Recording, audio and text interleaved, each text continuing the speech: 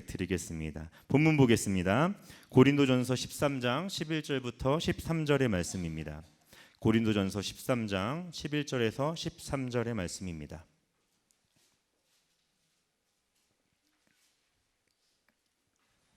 다 찾으셨죠? 짧은 말씀이니까요. 저희 함께 읽도록 하겠습니다.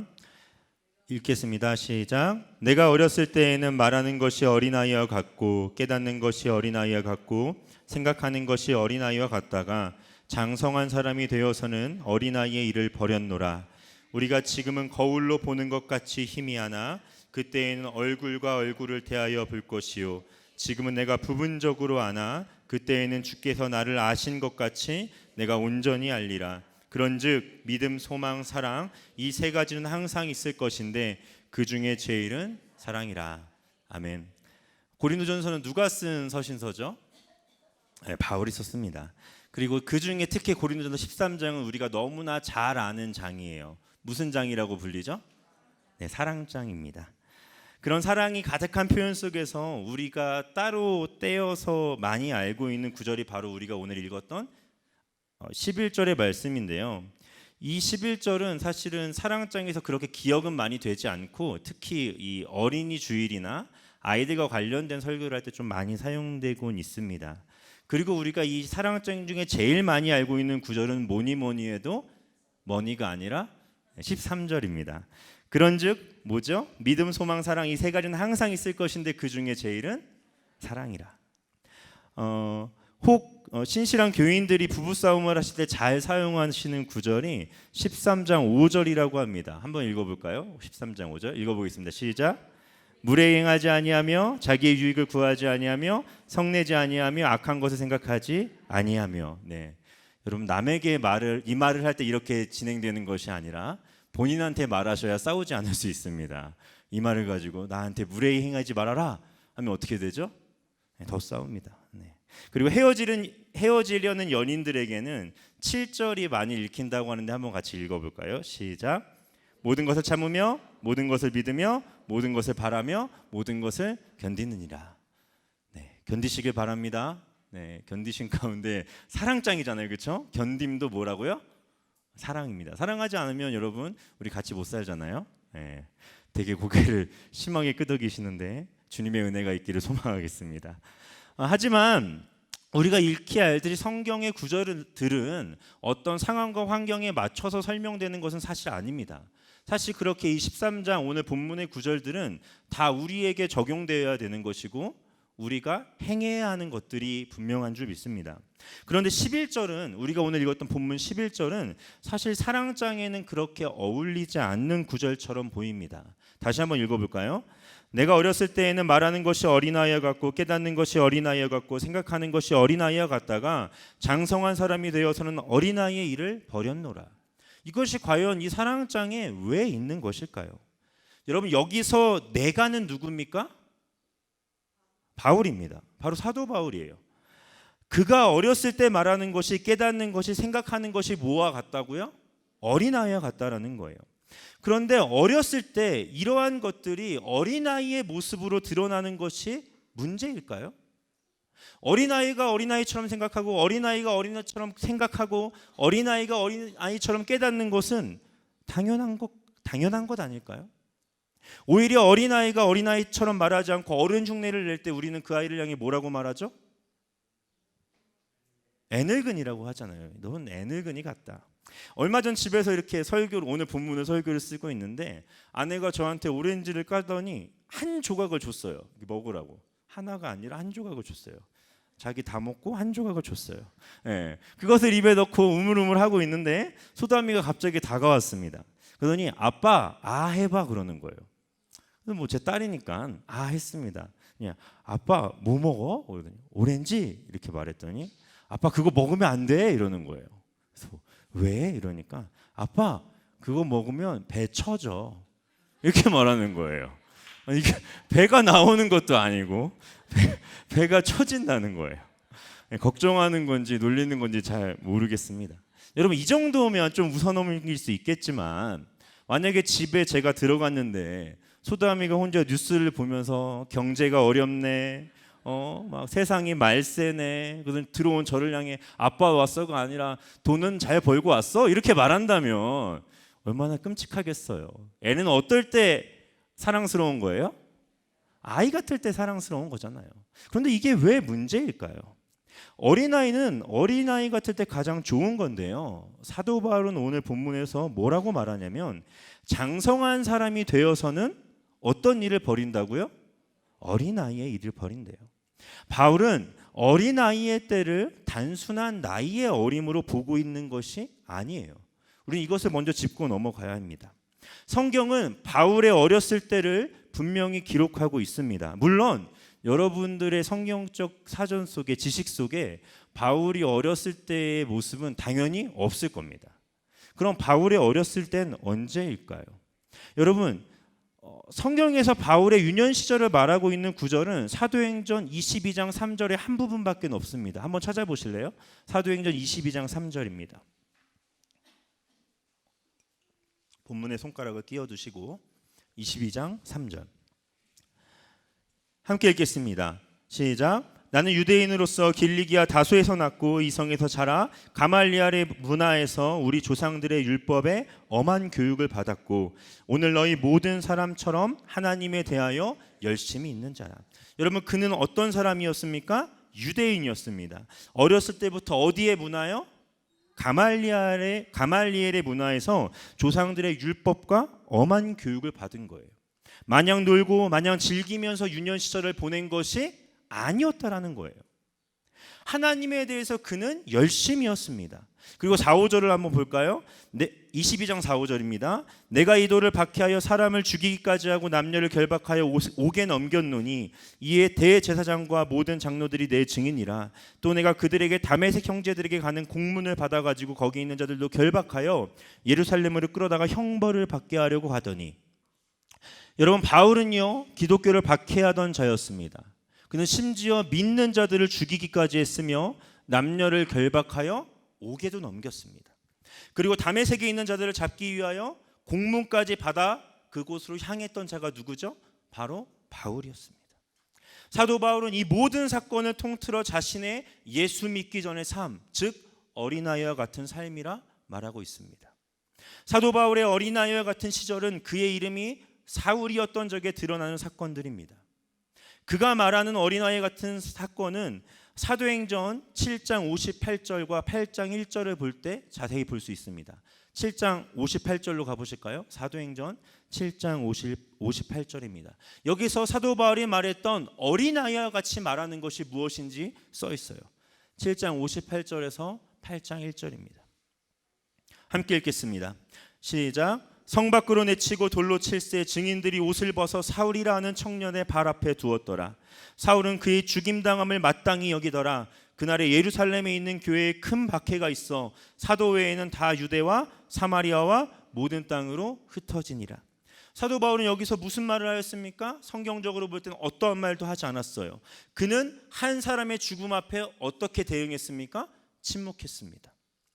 그러나 그의 침묵은 스데반을 죽음으로 몰게 하는 가장 강력한 언어였습니다. 그는 말하지 않으므로 무리들이 옷을 벗어 자기 앞에 둘 때에 그것을 인정해 줬어요. 옷을 벗었다는 건 뭐냐면 이 책임이 누구에게 있다라는 거예요? 바울, 너에게 있다라는 겁니다. 거기서 사도 바울은 아무런 말도 하지 않았습니다. 그렇게 8장 1절은 이렇게 말하는 거예요. 사울은 그의 죽임당함을 어떻게 여겼더라? 마땅히 여기더라. 여러분, 이것이 어린아이와 같이 말하는 것과 무슨 상관이 있는 것일까요? 그것은 어린아이와 같이 깨닫고 생각하는 것에 대해서 조금 더 설명해 드린 다음에 같이 말씀드리도록 하겠습니다. 어린아이와 같이 깨닫다는 것은 8장 3절을 통해 알 수 있습니다. 바로 밑에 구절입니다. 읽어보겠습니다. 시작. 사울이 교회를 잔멸할새 각 집에 들어가 남녀를 끌어다가 옥에 넘기니라. 여러분, 8장 2절엔 뭐라고 써있죠? 경건한 사람들이 스데반을 장사하고 위하여 크게 울더라. 사도 바울은 스데반 사건을 통하여 깨달은 것이 있었습니다. 스데반 사건 이후 믿는 사람들은 뿔뿔이 흩어지기 시작했어요. 경건한 사람들은 그 와중에 남아서 누구를 장사하죠? 스데반을 장사합니다. 그때 바울은 무엇을 없애기로 결정했습니까? 교회를 없애기로 결정했어요. 그것을 보고 사도 바울이 깨달은 건 뭐였어요? 이 교회라는 것을 내가 없애버리겠다. 그는 말하지 않음으로 스데반을 죽였고 스데반의 죽음으로 그가 깨달은 것이 있었으니 그건 무엇입니까? 교회를 없애겠다. 예수 믿는 자들을 다 잡겠다라는 거예요. 이 부분 역시 생각하는 것, 어린아이 같이 생각하는 것이 무엇인지 말씀드린 후에 같이 설명하겠습니다. 생각하는 것에 대해서는 사도행전 9장 1절과 2절을 통해 알 수 있습니다. 사도행전 9장 1절과 2절입니다. 같이 읽겠습니다. 시작.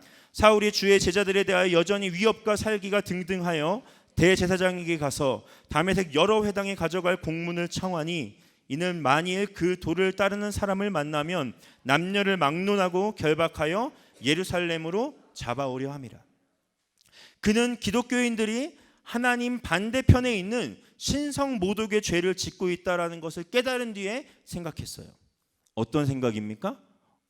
어디에 있던지 내가 가서 잡아오겠다. 여러분 8장과 9절의 시간은요 그리 짧은 시간이 지나는 것이 아니에요. 그리스도인들은 이미 뿔뿔이 흩어졌고 디아스포라를 만들기 시작했습니다. 그것 가운데 교회라는 비슷한 것들이 세워지기 시작할 때 사도 바울은 그것을 보며 더 깊이 생각했어요. 어떻게요? 내가 다 잡아오겠다. 그래서 그는 어떻게 행동하죠? 제사장들에게 가서 그 사람들을 잡아올 수 있는 권한을 받아옵니다. 그리고 그는 결국 어디로 출발합니까? 담메색으로 출발해요. 그는 아직 사울이었을 때 어린아이와 같이 말하고 깨닫고 생각하는 것은 단순히 나이의 문제가 아니었음을 보여주고 있습니다. 그의 어린아이 같은 행동들은 한 가지 공통점을 가지고 있는데 그가 아직 누구를 만나기 전이라는 거예요? 예수를 만나기 전이라는 겁니다. 성경이 말하는 어린아이와 같다는 건 나이의 문제가 아니라 아직 누구를 모른다고요? 예수를 모르는 자는 어린아이와 같은 행동을 한다는 거예요. 그는 어렸을 때에도 여전히 고등의 학문을 배웠던 자입니다. 세상의 기준으로 볼 때 내적으로 어리지 않았습니다. 그는 많은 생각이 있었고 오히려 뛰어난 자였으며 인정받았던 자이기에 스데반이 돌로 맞기 전에 사람들은 그에게 옷을 벗었던 거예요. 그가 그럴 만한 책임을 질 만한 위치에 있었습니다. 그러나 그 모든 것은 하나님과 예수 그리스도를 잘 몰랐던 사도 바울의 어린 모습입니다. 그렇기에 오늘 어린이 주일을 정말 어린이처럼 보내고 있는 성도님들이 이 자리에 있지 않기를 소망합니다. 오늘 말씀의 제목이 무엇인지 아십니까? 어른이 주일입니다. 어른이 주일. 몸이 어린인가 어른인가는 중요하지 않습니다. 성경이 우리를 판단하는 어린아이와 같은 모습은 내가 판단하고 내가 생각하고 내가 결정하는 모습이기 때문입니다. 장년이 되었음에도 불구하고 하나님의 뜻과 마음을 구하지 않고 여전히 빠른 내 머리 회전과 나의 유익을 위한 결정들로만 나의 삶이 지탱되고 있다면 안타깝게도 나는 아직 뭐죠? 어린아이입니다. 그런데 바울은 어떻게 말하십니까? 내가 지금 계속 어린아이에 같다고 말합니까? 그렇지 않습니다. 11절 하반부를 볼까요? 어떻게 써있죠? 장성한 사람이 되어서는 뭐라고요? 어린아이의 일을 버렸노라. 우리는 사도 바울의 고백을 통해 그가 어떻게 어린아이의 일을 버렸는지를 알 수 있어요. 빌립보서 3장 7에서 9절의 말씀입니다. 빌립보서를 보겠습니다. 빌립보서 3장 7절에서 9절입니다.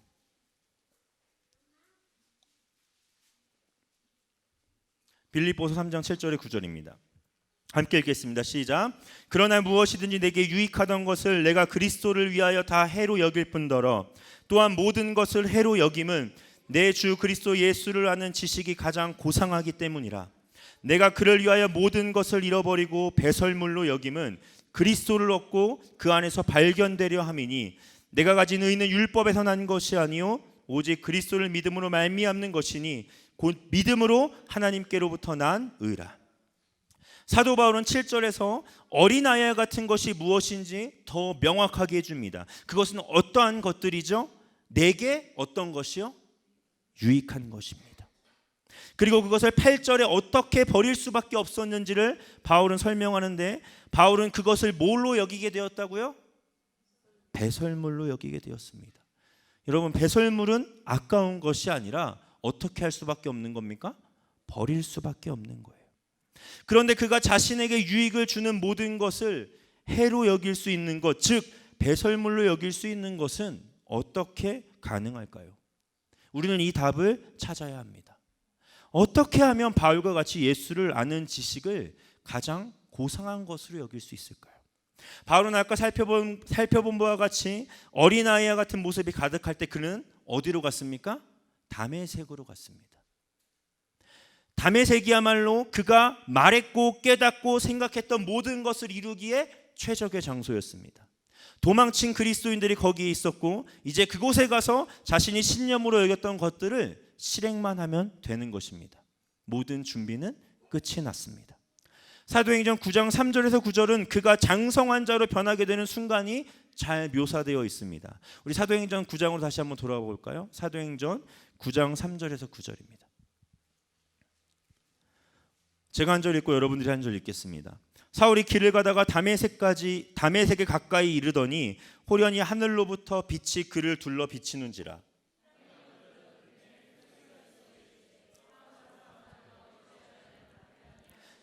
대답하되 주여 누구시니까? 이르시되 나는 내가 박해하는 예수라.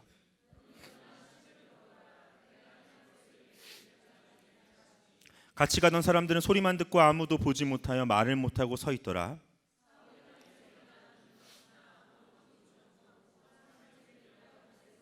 함께 읽겠습니다. 사흘 동안 보지 못하고 먹지도 마시지도 아니하니라. 예수를 몰랐던 자, 나의 생각과 판단으로 살았던 어린아이와 같던 사울은 다메섹으로 달려갔습니다. 그리고 그곳에 거의 도착했을 즈음 하늘로부터 호련한 빛이 그를 비췄습니다. 그리고 그에게 한 목소리가 들리죠. 사울아 사울아 내가 어찌하여 나를 박해하느냐. 그러자 사울이 대답합니다. 주여 누구십니까? 그러자 구울림은 명확하게 그의 모든 것을 뒤흔드는 음성으로 그의 마음을 파고들기 시작합니다. 나는 내가 박해하는 예수라. 너는 일어나 시내로 들어가라. 내가 행할 것을 내게 이를 자가 있느니라. 사울의 어린아이 같은 행동을 예수님은 무엇이라 말합니까? 너가 하는 행동은 나를 어떻게 하는 거라고요? 박해하는 거래요. 어린아이와 같은 행동은 나의 유익을 위한 행동이요, 여전히 내가 중심되는 것이고 내가 나의 판단권자가 된다면 그것은 여전히 사단에게 사로잡힌 행동이라는 것입니다. 신앙은 한 가지 선택입니다.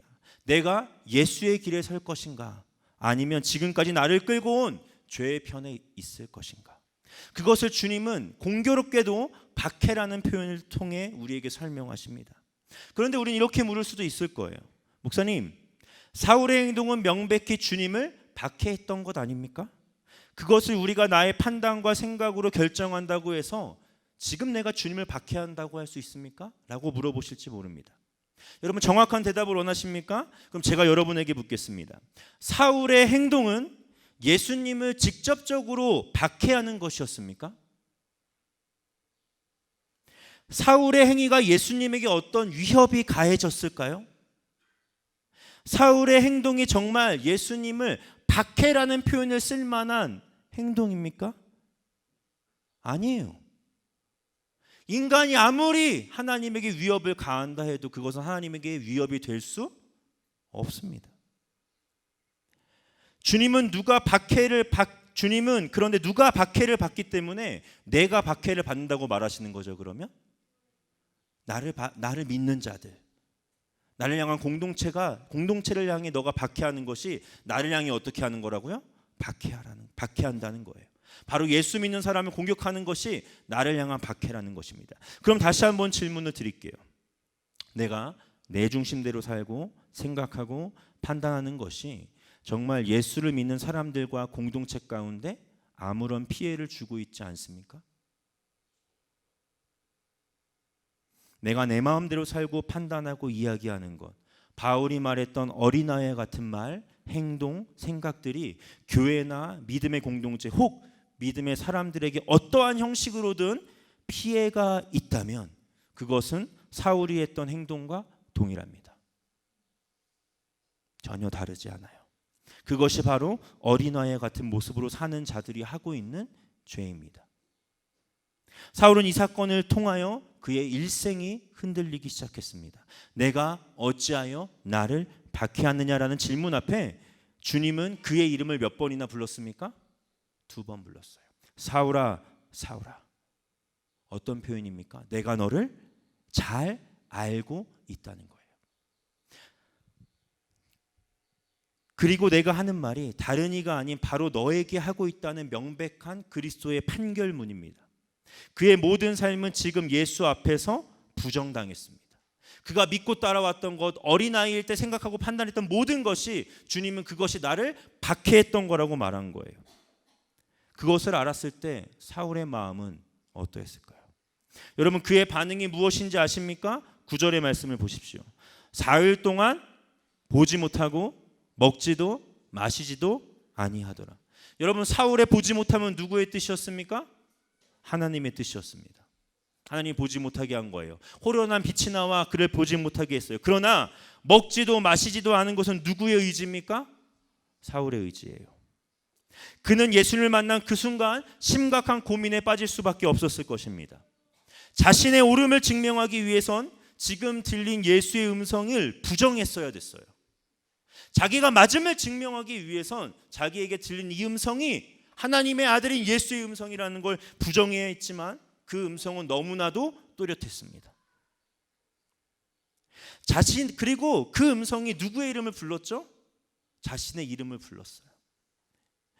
자신이 모든 것이 예수님을 박해하는 것이었다면 하나님의 아들인 예수에 대한 박해로 말미암아 그는 누구 앞에서도 박해자가 되는 것입니까? 그가 믿고 따르고 일생을 걸었던 하나님 앞에서도 박해자가 되는 것이었어요.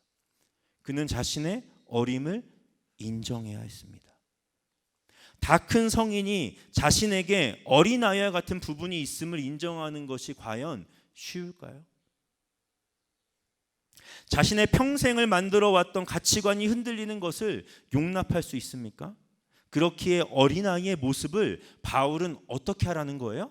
버리라는 거예요. 바꾸라는 게 아니라 버리라는 거예요. 내가 지금까지 해왔던 습관과 행동과 생활 환경들은 바뀌어지는 게 아니라는 거예요. 바울은 어떻게 하라고요? 버리라고요. 버리라고요. 바울은 사흘 동안 보지도 먹지도 마시지 아니하며 한 가지 결정하였는데 그것은 자신의 과거, 어린아이와 같은 모습을 버리는 것이었습니다. 그렇기에 사울이 한 행동이 무엇인지 아십니까? 그가 눈을 뜨고 이런 행동을 합니다. 사도행전 20장 21절입니다. 9장 20절에서 21절입니다. 사도행전 9장 20절 21절입니다. 읽겠습니다. 시작. 듣는 사람이 다 놀라 말하되 이 사람이 예루살렘에서 이 이름을 부르는 사람을 멸하려던 자가 아니냐. 여기 온 것도 그들을 결박하여 대제사장들에게 끌어가고자 함이 아니냐 하더라. 그는 즉시로 누가 누구의 아들임을요?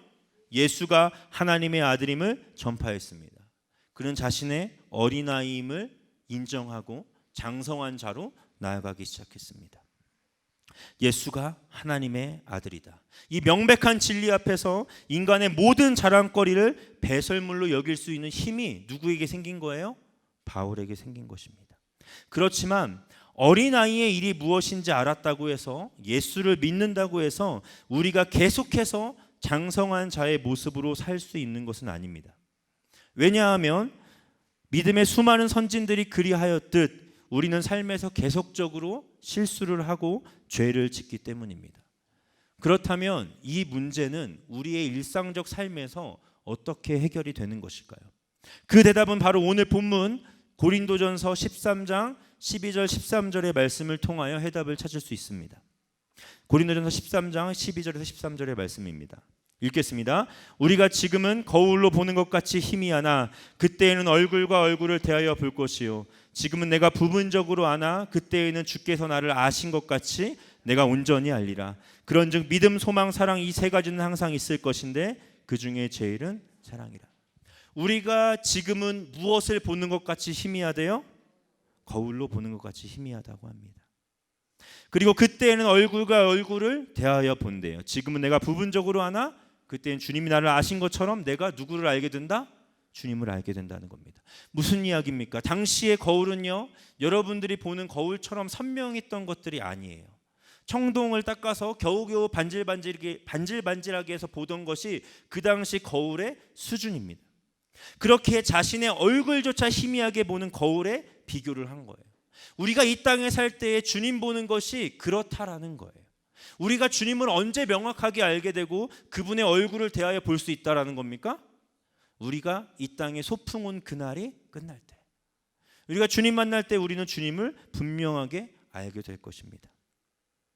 그때 그가 나를 아신 것처럼 나도 누구를 알게 되리라? 주님을 알게 될 거예요. 바울은 계속 이렇게 말합니다. 그가 사울이었을 때 주님은 이미 바울을 아셨나요? 몰랐나요? 알았어요. 아셨기에 그의 이름을 2번 불렀어요. 유대인에게 이름은 자기 존재 그 자체입니다. 그것을 2번이나 불렀던 것은 누구보다 사울을 잘 알고 있었다라는 거예요.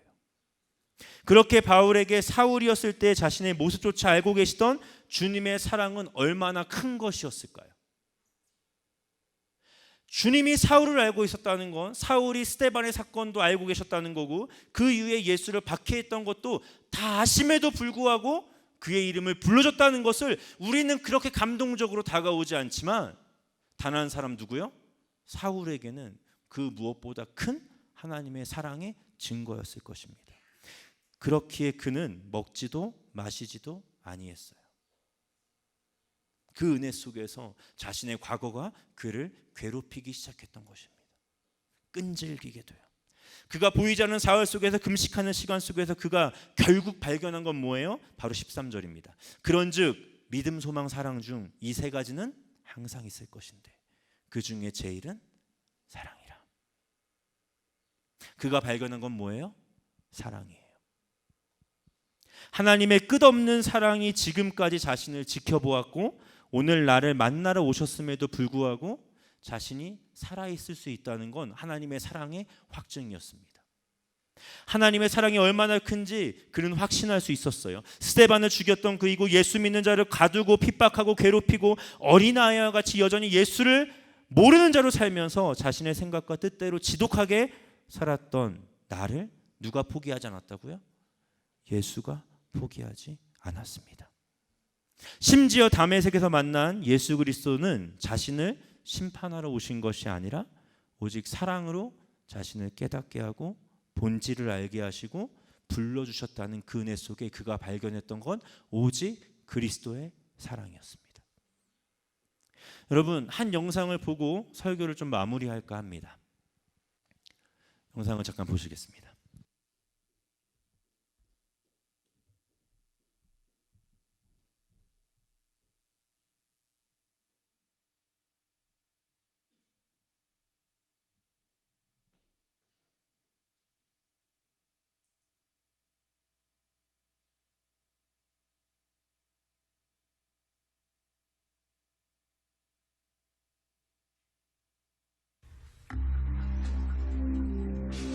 On November 5th, 2003, all doubt of Ridgway's guilt was erased. He pleaded guilty to the murders of 48 women.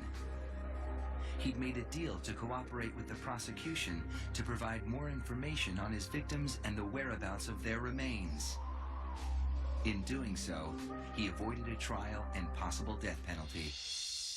Mr. Ridgway, how do you plead to the charge of aggravated murder in the first degree as charged in count 1 for the death of Wendy Lee Caulfield? Guilty.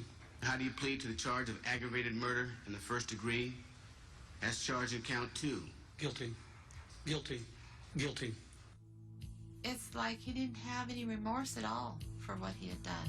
You know, he'd killed so many people, he didn't remember who they were, what they looked like. I just couldn't believe that somebody could kill all those people and not remember them. Neither could the angry relatives of his victims, who were invited to speak in court when Ridgway was sentenced to life without parole on December 18th, 2003. You had said your memory, when it comes to all of the women you took, was gone. Our memory is not. In your words, you said that they didn't mean anything to you, but she meant everything to us. She was a mother, she was a wife, she was a sister, and we miss her. Gary Ridgway sat there stone-faced, as victims' relatives damned him and mocked him. He's an animal. I wish for him to have a long, suffering, cruel death. He's gonna go to hell, and that's where he belongs. But then the emotionless facade finally cracked when the father of one of his victims appeared to surprise him with a dose of human kindness. Mr. Ridgway, there are people here that hate you. I'm not one of them. You've made it difficult to live up to what I believe, and that is what God says to do, and that's to forgive. You are forgiven, sir.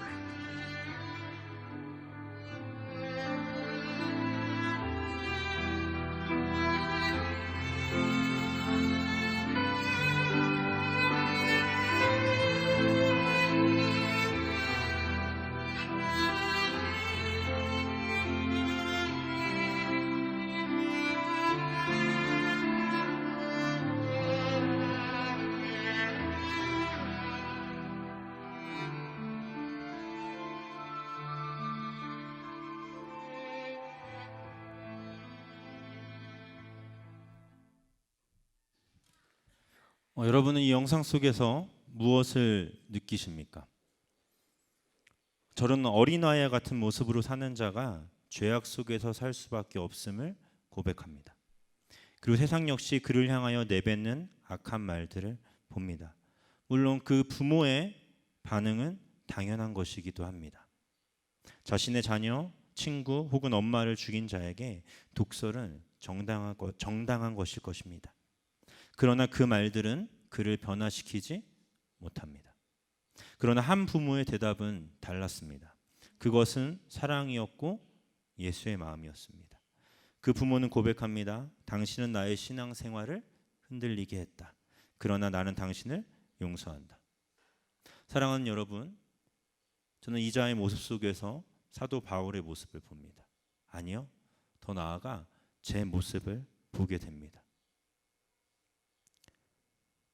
바울은 고린도전서 13장을 사랑장으로 쓸 수밖에 없었던 거예요. 사랑을 말하고 싶어서 사랑장을 쓴 것이 아니라 자신의 인생이 예수의 사랑 없었으면, 자신의 인생 전부가 주님의 사랑이 없었으면 아무것도 아님을 그는 알고 있었어요. 그는 사랑으로 변화된 자요, 사랑으로 살아가는 자였기 때문입니다. 여러분, 오늘은 어린이 주일입니다. 어린이들이 어린아이와 같은 모습으로 있는 건 죄가 아니에요. 그러나 여러분, 우리의 삶 가운데 정말 주님의 사랑으로 말미암아 어린아이와 같은 가치관들이 깨어지고 그 모든 어린아이와 같은 모습들을 버리며 장성한 자로 나아가기를 간절히 소망합니다. 우리 이 시간 같이 기도했으면 좋겠습니다. 하나님, 사랑만이 모든 것을 가능하게 합니다. 사랑만이 하나님의 온전한 속성이며 사랑만이 나의 어린아이 같은 모습을 장성하게 바꿀 수 있습니다. 저는 여전히 연약하고 저는 여전히 부족하고 저는 여전히 죄악됨을 다하심에도 불구하고 하나님은 심판하지 않으시며 여전히 기다리시는 주님이십니다. 그 사랑을 여기 나온 우리 모두가 깨닫게 하여 주시옵소서. 주여, 이제는 나의 어린아이 같음을 버리게 하여 주시고 그것은 주님의 사랑만으로 가능하다는 것을 이 시간 고백하게 하여 주시옵소서. 그 놀라운 변화가 키즈에서부터 작년에 이르기까지 경험되어지게 해달라고 이 시간까지 주님께 온전한 고백을 드리며